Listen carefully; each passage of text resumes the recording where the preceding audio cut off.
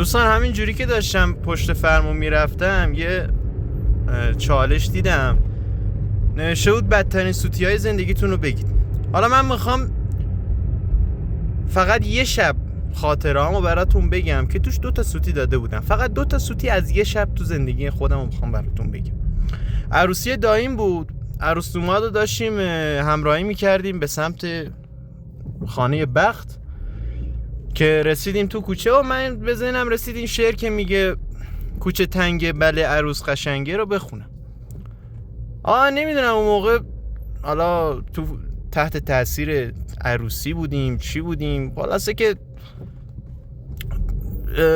نمیفهمیدیم داریم چی کار میکنیم. من اومدم این شعر رو بخونم، این شعر رو برعکس خوندم.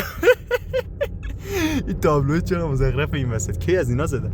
آره خلاصه که من اینو برعکس خوندم. مونتا تنها شانسی که داشتم این بوده که کسی نشنیده و بدترین شانسی که داشتم اینه که تو فیلم عروسی افتاده. از اون موقع تا حالا هر کی این فیلم رو نگاه میکنه یه نگاه بدی به من داره. حالا همون شب یه سوتی بد دیگه هم دادم. سوتی دومم چی بود؟ آقا این جریان گذشت و خلاصه که یه نیم ساعت یه ساعتی ازش گذشت و ما هی هرسشو میخوردیم که این چه کاری بود کردیم و هی باچه خاری این آقای فیلمبردار رو میکردیم که این یه تیکه رو پاک کن. اونم حالا سر لجبازی این میخند میگو پاک نمیکنم، آخرش هم بیشعور کثافت پاک نکرد.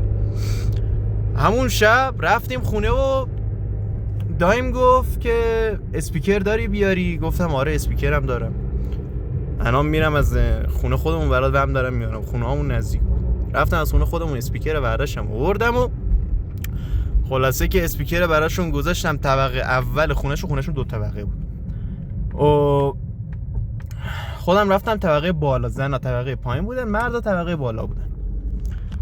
خلاصه که آهنگو گذاشتم با گوشیم با بلوتوث و رفتم طبقه بالا پیش مردا و خانوما همون پایین به بزن و به کوب خودشون میرقصیدن. آقا دیدم رفیقم یه وایس فرستاده، وایسشو دانلود کردم و هرچی پلی کردم دیدم صداش نمیاد.